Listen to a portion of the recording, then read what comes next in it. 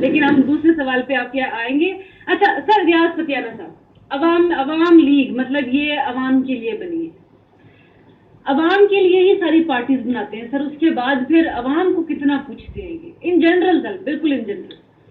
دیکھیں ڈاکٹر عمارہ صاحب, ہماری جو پارٹی عوام لیگ ہے یہ ابھی اس کی عمر 1 سال بھی نہیں ہوئی. 25 نومبر 2016 کو علمبرا ہال لاہور میں 1500 لوگوں نے پارٹی لانچ کی ہے. آل اوور دا ورلڈ لوگ تھے. بنیادی طور پر نظریاتی طور پر یہ ترقی پسند جماعت ہے, ترقی پسند, ماڈریٹ اور ریفارمسٹ, اور یہ متوسط اور غریب طبقہ کی پارٹی ہے. اور ہم اوور آل ملک میں ریچ ایلیٹ اشرافیہ کے ساتھ طبقاتی جنگ لڑ رہے ہیں. اور ہم سمجھتے ہیں 70 برسوں میں اگر ان جماعتوں نے ڈیلیور کیا ہوتا تو آج یہ حالت ہے. آپ کسی بھی دفتر میں چلے جائیں, پولیس, نچلی سطح پہ ہیلتھ, ایجوکیشن, کہیں بھی چلے جائیں, تو عوام کے مسائل سلجھنے کی بجائے الجھتے جا رہے ہیں. رسپیکٹ ہی نہیں ہے, سفارش, رشوت, واقفیت کے بغیر کام ہی کوئی نہیں ہوتا کسی کا. نہیں سب کیا ان پارٹیز نے. تو اس لیے میں سمجھتا ہوں کہ اس وقت کا تقاضا ہے کہ جب تک اقتدار, معاشی اقتدار, طاقت اور سیاسی اقتدار اشرافیہ سے عوام کی طرف منتقل نہیں ہوتا, متوسط اور غریب طبقہ کی طرف, اس وقت تک عوام کے دکھوں کا مداوع نہیں ہو سکتا. آزادی اور جمہوریت کے فائدے عوام کی نچلی سطح تک نہیں جا سکتے. اچھا ان پارٹیز نے سرو نہیں کیا. سرو کیا ہوتا تو آج ہمیں پارٹی بنانے کی ضرورت کیا تھی. آج تو اس لیے محسوس کیا گیا کہ ان کی فیلئر ہے. یہ سب پارٹیز کی بات کر رہے ہیں. دیکھیں ابھی چند روز پہلے آئی نہیں, میدان میں نہیں, میں نے عرض کیا نا, نہیں کوئی نہ کوئی کہیں نہ کہیں برس اقتدار ہے. پاکستان کی تمام اہم جماعتیں, ابھی چند روز پہلے ہم نے فیصل آباد دھوبی گھاٹ میں جلسہ کیا ہے. 1000 لوگ وہاں تھے, اور پہلا جلسہ ہمارا تھا. اس میں ہم نے ثابت کیا ہے کہ عوام ہمارے ساتھ کھڑی ہوئی ہے.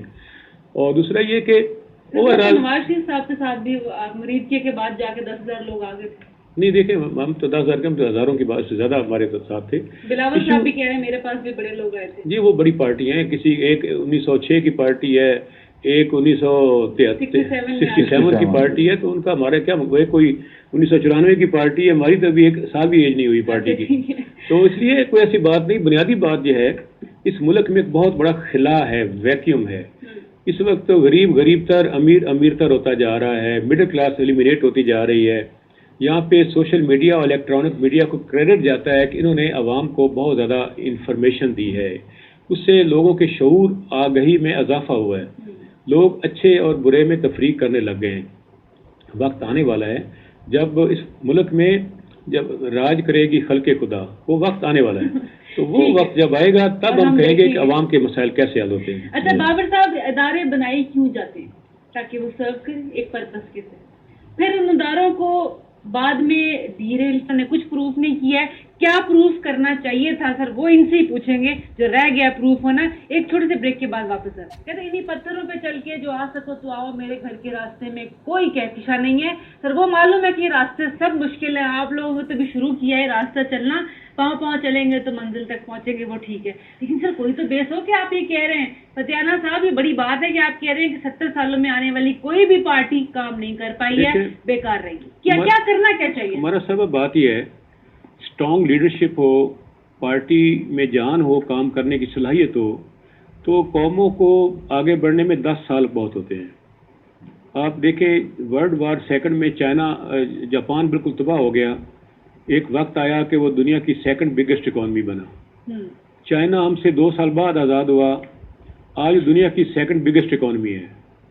آپ دیکھیں یورپ میں اسکینڈینیوین کنٹریز ہیں, یا اپنا یہ جو سوشل انڈیکس ہے اس میں آسٹریلیا, کینیڈا اور اسکینڈینیوین کنٹریز اور بہت سارے یورپین کنٹریز, ان میں ایک سسٹم انہوں نے بنایا. وہاں پہ جمہوریت ہے, اس کا فائدہ عوام تک پہنچا. ان ملکوں میں کسی سیاستدان کو, ممبر پارلیمنٹ کو, منسٹر کو ضرورت نہیں ہے کسی سرکاری ملازم کو فون کر کے کہے کہ یہ اس کو فیور دیں, اس کے ہمارے مخالف پارٹی کے اس کو دبا کے رکھیں. وہاں کی بیوروکریسی ریاست کے ماتحت ہے, حکومت کے ماتحت نہیں ہے. اور پاکستان میں قائد اعظم نے بھی کہا تھا کہ افسر شاہی کو حکومتوں کے, سیاسی جماعتوں کے, سیاستدانوں کے تابع نہیں, ریاست کے تابع ہونا چاہیے. دوسرا یہ کہ یہاں پہ کوئی ادارہ اگر صحیح فنکشن کرتا تو یہ حالت نہ ہوتی. تمام اداروں کو ری اسٹرکچرنگ, ری آرگنائزیشن اور ریفارم کی ضرورت ہے. ان اداروں کو توڑ کر نیا ادارہ بنانے کی ضرورت ہے. جہاں پہ نہ رشوت ہو.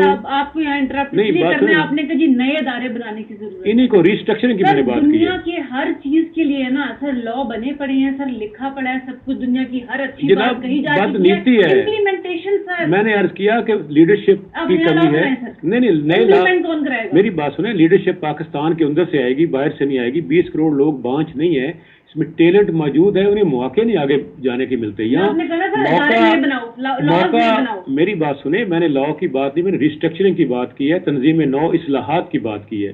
اچھا یہاں نہیں، پہ اصلاحات ہونی چاہیے. جی یہاں پہ ایسے تمام نیب ختم کر رہے تو کہتے ہیں نہیں یہ بھی اصلاحات میری ہے. بات سنیں نا، مجھے بات کرنے دیں آپ.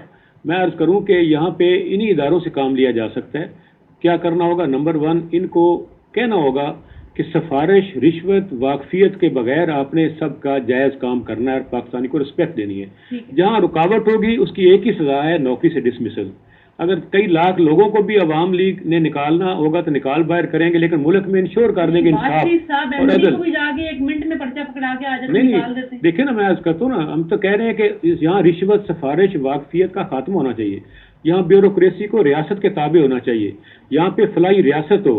یہاں پہ تعلیم، علاج ہر سطح پہ مفت ہو. یہاں پہ رہائشی سہولتیں ہوں. آئین کا آرٹیکل 38 کہتا ہے کہ state shall be responsible to provide health care, appropriate housing, food security اور ایجوکیشن. اس پہ عمل نہیں ہو رہا. میں سمجھتا ہوں کہ یہاں پہ اگر باقی ملکوں میں ایسا نظام چل سکتا ہے جہاں غریب، یتیم، بیوہ، مسکین لوگوں کو ریاست ماں کا درجہ دے کر سنبھالتی ہے، وہاں پہ ایجوکیشن فری ہے، ہیلتھ کیئر فری ہے، ہاؤسنگ فری ہے، ان امپلائمنٹ الاؤنسز مل رہے ہیں، سفارت رشوت کا رستہ بند ہے، بیوروکریسی کے کسی افسر کو ضرورت نہیں ہے، پوسٹنگ ٹرانسفر کے لیے سیاستدان، حکومتوں کا کوئی رول نہیں ہے.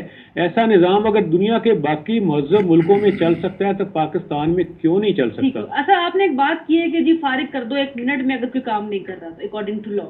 اچھا ایسی مثالیں شہباز شریف صاحب نے پنجاب میں کر کے دکھائی ہیں سر. نہیں ایسی بات نہیں. ان کا تو اور مقصد ہوتا ہے کہ اگر آپ نے میرے کہنے پہ اپوزیشن کو سکریو کیا ہے، آپ نے میری یس میں نہیں میں بتاتا ہوں نا، ایسی بات نہیں ہے. ان کا تو طریقہ کار ہی ہے کہ جو نون لیگ کا غلام ہے سرکاری افسر، وہ جونیئر افسر بھی بڑی پوسٹوں پہ لگ جائے گا. جو اپ رائٹ ہوگا، سیدھی بات کرے گا، وہ ساری زندگی اوسٹ بن کے گھر میں رہے گا.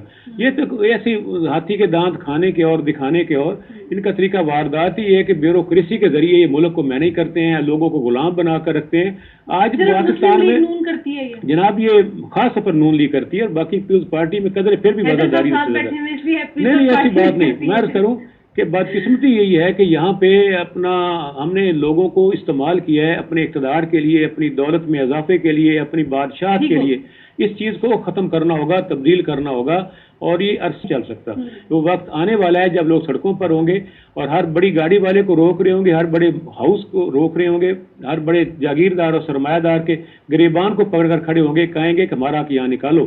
تو میں سمجھتا ہوں کہ یہ ملک ہم ایک انقلاب کی جانب تیزی سے بڑھ رہے ہیں. اور اس سلسلے میں تعلیم رہے سر پنجاب کیا جی تعلیم کے بارے میں ابھی پچھلے دنوں اسکول کے جو پرائیویٹ اسکولوں کے پیرنٹس ہیں، ان کے بچوں کے جو پیرنٹس ہیں سر، وہ سڑکوں پہ نکلے ہوئے تھے اور صرف ایک ہی ان کی صدا تھی کہ یہ کم کرو فیسیں ہمارے بچوں کی. حالانکہ بڑے اچھے گھروں کے، امیر گھروں کے بچے وہاں پہ آتے ہیں، لیکن اس قدر فیسیں بڑھا دی گئی ہیں کہ وہ بھی افورڈ نہیں کر پا رہے، جو ایک اچھی فیملی، بڑی فیملی ہوتی ہے. دیکھیں ہمارا بات یہ ہے کہ اس وقت میں سمجھتا ہوں کہ پاکستان میں منشیات سے بھی زیادہ انکم ایجوکیشن سیکٹر میں، پرائیویٹ سیکٹر میں ہے.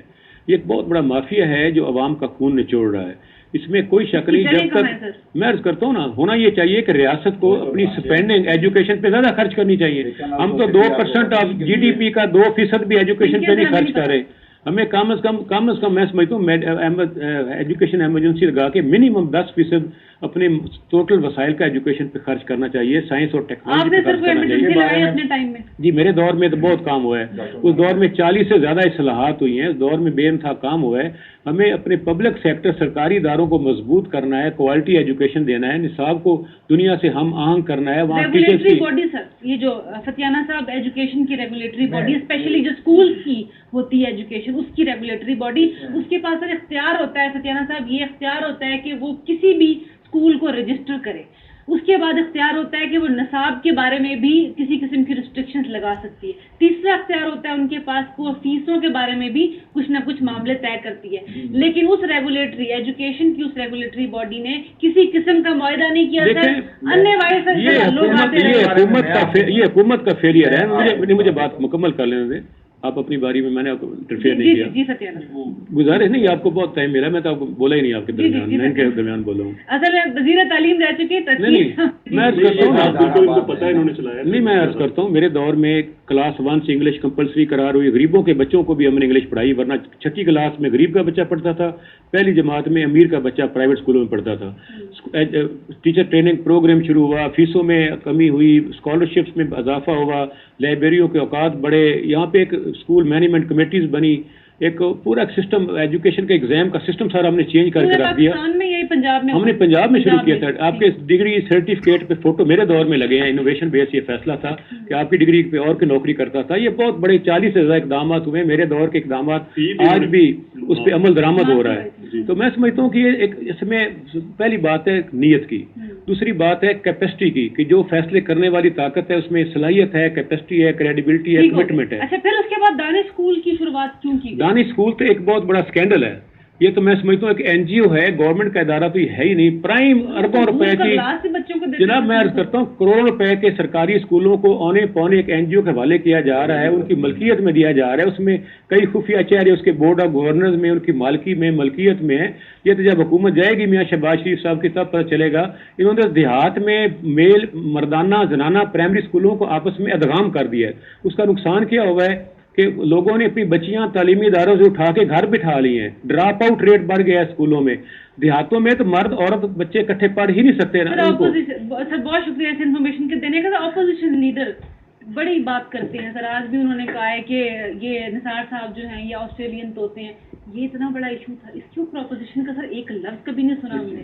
یہ ایجوکیشن کے بارے میں سر دانش اسکول نے کیا کچھ کیا, ابھی فتیانہ صاحب نے بتایا. 2008 سے وزیر تعلیم بھی ہیں. اگر کوئی ایسی چیز ہوئی جو نالج میں نہ آئی ہو, بعض اوقات آپ کے نالج میں آتی ہے. آج میرے سامنے یہ چیز آئی ہے دانش اسکول والے, یہ تو پتا تھا کہ کوئی پرائیویٹ سیکٹر انہیں بنا رہا ہے, اور اس میں حمزہ شہباز ریف صاحب جو ہیں اس کے ہیڈ بھی وہی ہیں دانش اسکول کے. یہ چودھری پرویز الہی صاحب تو ہمیشہ سے دانش اسکول کے بارے میں بات کرتے ہی رہے ہیں. اب یہ نہیں پتا کہ میرے حلقے میں پیرمل کا علاقہ ہے, وہاں پہ ایک بہت پرائم لینڈ ہے, کم از کم وہ 60-70 کروڑ روپے کی زمین ہے. ڈیری بھی یہ چلا رہے ہیں, وہ انہوں نے وہاں وہ ساری عمارت گرا کے سارا میں بھی چلانے گئے تھے, وہ ہینڈ اوور کر دیا. بھی آپ کو پتہ ہی ہے, شدید احتجاج ہوا ہے. غریبوں کے بچوں نے کہا کہ سرکاری اسکولوں میں تو فری ایجوکیشن ہے, دانش اسکول میں 2,500-3 ہزار روپے سے کم فیس نہیں ہے, اور فیس بھی اس پہ زیادہ ہے. اور وہ پرائم لینڈ انہوں نے شہر کے اندر پیر مل کے دانش اسکول کے حوالے کر دی گورنمنٹ ہائی اسکول سے واپس لے کر, اور اس پہ لوگ احتجاج کر رہے ہیں. ان کو پولیس لاٹھی چارج کر رہی ہے اور کہہ رہی ہے اوپر سے خادم اعلیٰ کا حکم ہے کہ سب کچھ ہینڈ اوور کر دیں ان کو. خادم نکال دیں, اعلیٰ ہی اعلیٰ رہ گئے. بابر صاحب یہ بتا دیں کہ نیب کے سامنے پیش کیوں نہیں ہو رہے وزیر تو آپ کے جو فیڈرل منسٹر. اچھا جی, یہ 119 کے بارے میں یہ اپوزیشن لیڈر صاحب کہتے ہیں 119 کا, یہ کیا بات ہے, وہ دھمکی دے رہے تھے جی 119 کا کوئی ڈر ہے یا 119 لگ سکتی ہے, ایسی بات پی ایم ایل این نے نہیں کی ہے. خورشید شاہ صاحب نے کیوں کی ہے یہ بات؟ دیکھیں نہیں, یہ تو وہی بتا سکتے ہیں, وہی بتا سکتے ہیں. اور دوسرا ایک یہ آئینی چیز ہے, اگر کوئی بتاتے ہیں تو یہ ان کو پتا ہوں گی کہ 119 کے معاملات سیاست دان ہے. یہ کوئی بات ہے وہ 119 والی, صحیح معاملے جا رہے ہیں, آپ سیاست والی باتیں کریں, آپ سے 119 کی باتیں کر رہے ہیں. دیکھیں جی, میں نے آپ کو پہلے بتایا کہ یہ شاہی خاندان ہے, یہ بات خورشید شاہ صاحب نے کی ہے. دیکھیں انہوں نے, دیکھیں عوام کی پارٹی ہے, عوام میں رہے گی, عوام کی حاکمیت قائم کرے گی, اور ہم تو ایسا نظام لانا چاہتے ہیں جہاں فلاحی ریاست ہو, عدل انصاف ہو, مساوات, برابری اور جمہوریت, حقیقی جمہوریت ہو, اتنی اچھی بات ہے, ہم خوش ہو جاتے ہیں سن کے. ملاوٹ شدہ جمہوریت نہ ہو, انسانی حقوق ہوں جو آئین کا آرٹیکل 26 سے 28 تک ہم اسٹیٹ گارنٹی فراہم کر رہی, اس پہ عمل درآمد نہیں ہو رہا. پرنسپلز آف پالیسی آپ کا آئین کہتا ہے اس پہ عمل نہیں ہو رہا. ہم یہاں پہ تو انسان کی عزت نفس کو مجروح ہونے سے بچانا چاہتے ہیں. یہاں پہ تمام لوگوں کا فرض اور اختیار اور ان کے حقوق کا تعین کرنا چاہتے ہیں, اس پہ عمل درآمد کرنا چاہتے ہیں, اور پاکستان کو ایک رول ماڈل بنانا چاہتے ہیں پوری مسلم امہ میں بھی, اور تھرڈ ورلڈ میں بھی, اور ساؤتھ ایشیا میں بھی. ایسا ممکن ہے, اس کے لیے کچھ کرنا ہوگا. فرسٹ کویسچن پہ میرا خیال ہے فتیانہ صاحب نے بھی عوام لیگ نام کی رجسٹرڈ کروائی ہے, تو وہ آپ نے پہلے بھی کہا تھا کہ شاید یہ بھی رجسٹریشن میں آ گیا 1 سال پہلے فتیانہ صاحب نے اپنی پارٹی رجسٹر کرا لیا. اس کی بھی سر پہلی سالگرہ ہو نہیں گئی. لیکن انہوں نے تو بہت پہلے کرائی 2016 میں کروائی. نہیں مطلب آگے یہی آگے آ سکتی ہے نا. کیوں نہیں آ سکتی؟ محنت کرنے سے ہم تو دیکھیں یہی کہہ رہے ہیں نا کہ جو کریشن ہوتی ہے نا وہ اس میں مسلم سر لیگ یہ سیاست دان کے طور پہ بتائیے پیپلز بھی ساتھ پارٹی لگے گا نا. سر آخری بات کا ٹائم تھوڑا شارٹ ہے. پیپلز پارٹی کے کارکن کے طور پہ بتائیے, ایک سیاست دان کے طور پہ بتائیے. تیسری امپورٹنٹ اس سے بھی امپورٹنٹ, یہ بہت خوش آئند بات ہے کہ سیاست دان کم از کم یہ بات پہ اس بات پہ اگری ہیں کہ اکاؤنٹیبلٹی اکراس دا بورڈ ہو اور تمام چیزوں میں کام ہونا چاہیے, واقفیت کی بیسس پہ نہیں ہونا چاہیے. قائد اعظم کا پاکستان کی جب بات کرتے ہیں تو اسی قائد اعظم 1947 اور وہ گورنر جنرل پاکستان اس کی ٹیبل پہ لا کے اس کا سیکٹری ایک کارڈ رکھتا ہے اور اس کارڈ پہ لکھا ہوتا ہے brother of governor general Pakistan, governor general Pakistan کا بھائی. وہ غصے سے کارڈ کو پھینک دیتے ہیں, پھاڑ دیتے ہیں اور اپنے سیکٹری کو کہتے ہیں اس شخص سے کہنا کہ دوبارہ مجھے اپنی شکل نہ دکھائے. واقفیت کی بیس پہ جو سیاست آج ہو رہی ہے اس کو ختم ہونا چاہیے, چاہے وہ اداروں کے اندر ہو یا اداروں کے باہر ہو یا سیاسی پارٹیز کے اندر ہو رہی ہو. بڑے ادارے ہوں چھوٹے ادارے ہوں, واقفیت کی بیس پہ جس روز کارڈ پھینک کے پھاڑ دیں گے اس روز شاید ملک پھر سے ترقی کی راہ پہ گامزن ہوگا. آج کے پروگرام ہم دیکھتے ہیں, اجازت دیجیے, خدا حافظ.